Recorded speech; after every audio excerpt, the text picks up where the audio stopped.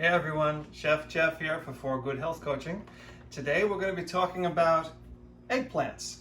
I have a great eggplant recipe I want to share with you. Eggplant is a very versatile vegetable. I make many dishes with it.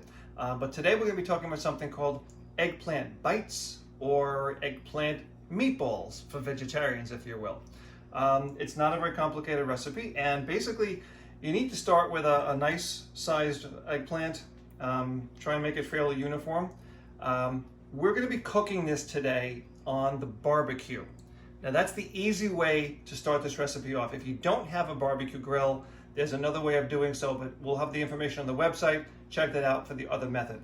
But for today's recipe, we're going to be putting this on the grill. Now what you want to do is heat up your grill. Before you put this on, clean the outside, and then poke it with a fork. Take a fork and poke it with a bunch of holes. You need to release the gas basically as it cooks. So when you put it on the grill, you're going to put it on for 5 minutes on one side. After 5 minutes, you're going to turn it on the other side, and then you're going to turn it again after 5 minutes, again after 5 minutes. Now, if it's a smaller eggplant, 20 minutes will do. If it's a larger eggplant, 25 minutes. But the important thing is to keep turning it every 5 minutes. You're going to see it start to shrivel up. You'll see it start to cook. It might even pop at some points. If that does, you know it's pretty much ready to go. Once it's ready, take it inside. You're going to cut the stem end off, and you're going to put it in a large bowl as such.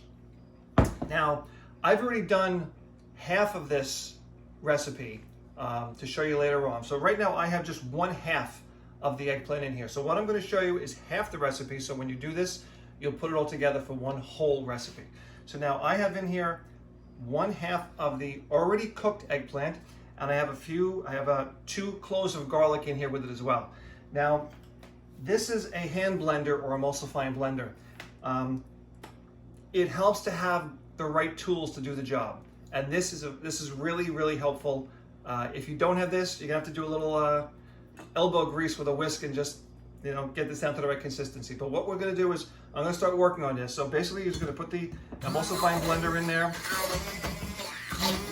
It takes a few passes. Basically, just keep at it. You want to make sure everything gets chopped up.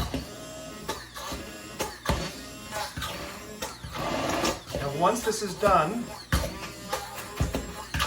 you'll know you're at the right stage when it looks like applesauce.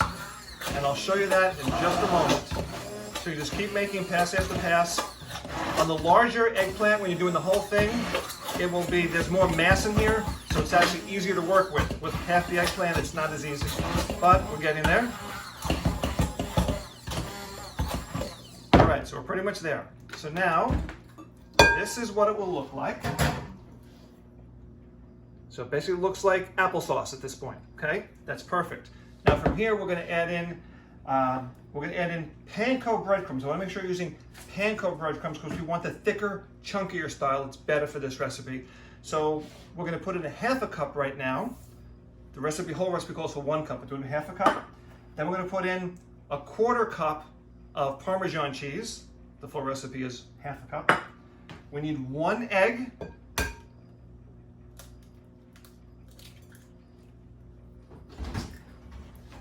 Oh, I actually forgot something, but let me get that in a second. You're going to mix that all around.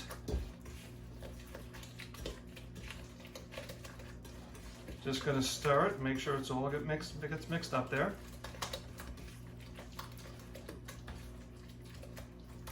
All right, I got to get one more thing. Hang on a second. Hang on, coming right back. We need parsley.